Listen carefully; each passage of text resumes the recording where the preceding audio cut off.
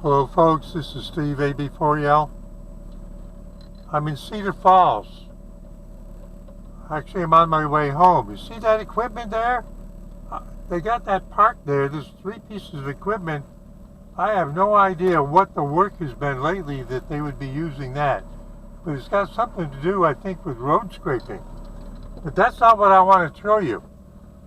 Now, you know the old mill here, this part right here that's directly across, that's from like the 1840s. And then the rest of it is later add-on, and this is the North Carolina Textile Museum. This is the annex, or the other part of the one that's in Franklinville. Now, I'm going this way for a reason. Because I just saw something I want to show you. Oh, they widened this. Oh no, okay, here we go.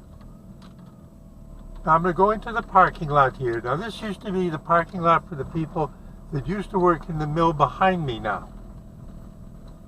Now, I've shown you in a video before that this big trailer is a scrap metal truck that often is parked here, but it's not this particular trailer because it's got a different marking on the side. But that's not what I'm going to show you. When I drove in, I noticed that the tractor was not attached to the trailer, which was unusual. And now I'm going to show you why.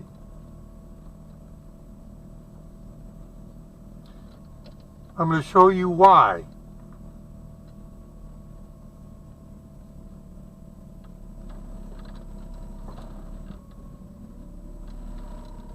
He's taken the transmission out. And I can see tools and a jack under the truck. Now, doing this kind of repair on the road is, in a certain sense, not unusual.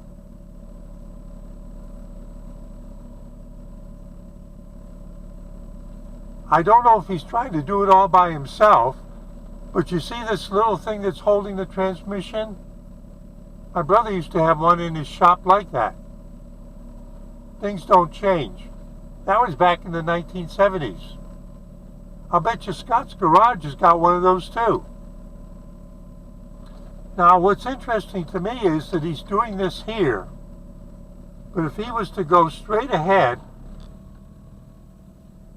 provided he was able to actually drive it. Now it says Classic Reliability Recovery LLC. That's the name of the company. I'm not promoting anything. Now I'm going to turn around and come the other way. I'm not going to get out. This is a no-touch visit.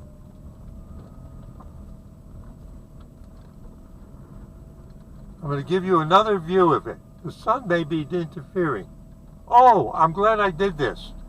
Let me show you. I know what I'm talking about. Let me go around again.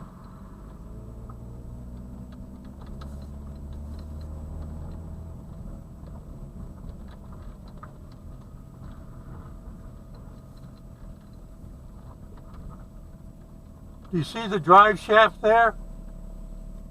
Do you see it lying on the ground? So he's trying to do the repair here. Okay, I'm finished. Now, in a sense, the irony of it is, I'm going to turn to the right, but if he were to go straight, it would take him to Franklinville. And it would take him right to a shop that does that kind of work on big tractor trailers. He might be doing it here because it just gave out and he can't move it, and he doesn't have the money to get it towed, or that repair shop over there in Franklinville might be so full up that they can't do it. Some of the trucks have been there for months. Either he's so busy, or more likely he can't get the parts because he's fixing old trucks. And it might be hard to get some parts for some of the older trucks.